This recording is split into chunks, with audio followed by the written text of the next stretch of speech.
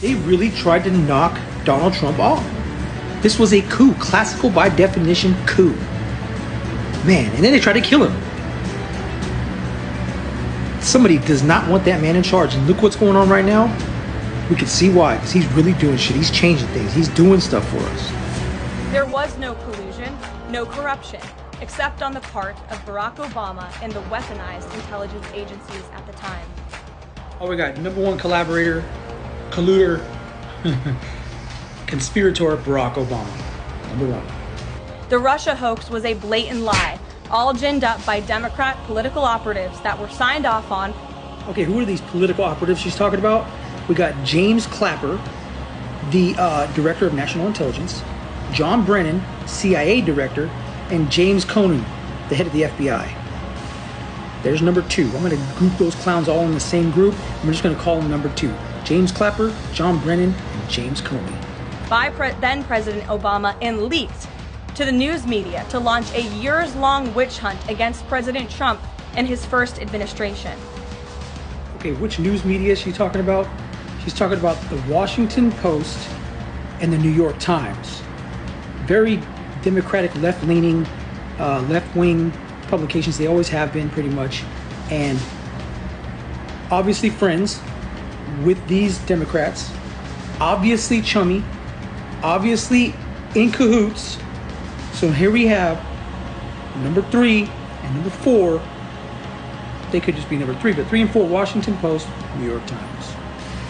Were ridiculously awarded Pulitzer Prizes for their perpetuation of this hoax. It's well past time for those awards to be stripped from the journalists who received them. Look, I honestly don't even care about the Pulitzer Prize that the New York Times and the Washington Post won for ridiculous reporting that we know now was a hoax and was all they knew beforehand now. We know that they had evidence, they had information stating that the information that they were given was tenuous at best. So I don't even care about that. My point that I'm going to make here is the level of collaboration and collusion to take down Donald Trump is unfathomable. And we're going to go more into that. Not journalism to propagate political disinformation in service of the Democrat Party and those in the intelligence community who hand over out of context and fake intelligence to push a false political narrative. She mentioned this intelligence community. This is what I found. So I've been scouring these documents, these declassified documents, and what happened was there was this collaboration. It's called an ICA. An intelligence community assessment. CIA, NSA, FBI got together with all their intelligence of everything that went on with Russia and everything. We're talking about the guys that wrote the book on intelligence. They are the top analysts. They are the top spies and sleuths and intelligence officers on the planet. These analysts are PhDs in physics, doctors, and just geniuses, right? And they had information that clearly showed that Putin knew that Clinton was going to win. And they knew, he knew because he had held documents and information that was to blackmail her or hold her accountable when she became president, which reinforces the idea that, yes, he believed Clinton was going to win. If he believed Clinton was going to win, how the fuck was he supposed to be helping Trump? And that's just one point of many that I was able to pull out of this. But at the time, the CIA, the NSA, and the FBI knew this was all bullshit. So guess what? We have 5, 6, and 7. NSA, FBI, CIA. The baddest intelligence agencies on the planet.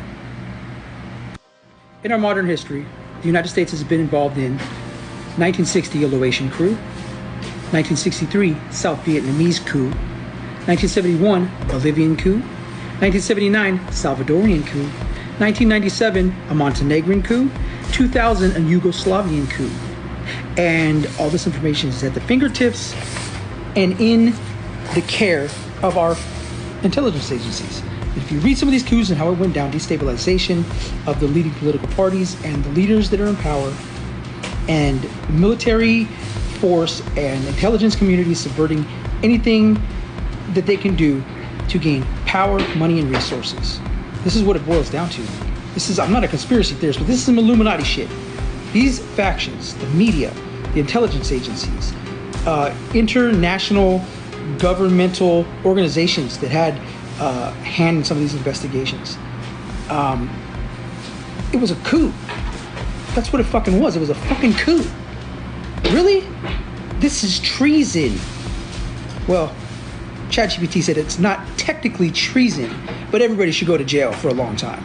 Some even had their lives destroyed because of this vicious lie. The president's first 2 years in office had this fake distraction hanging over it, and endless resources, time, and political capital were spent having to debunk these lies from the highest levels of our government.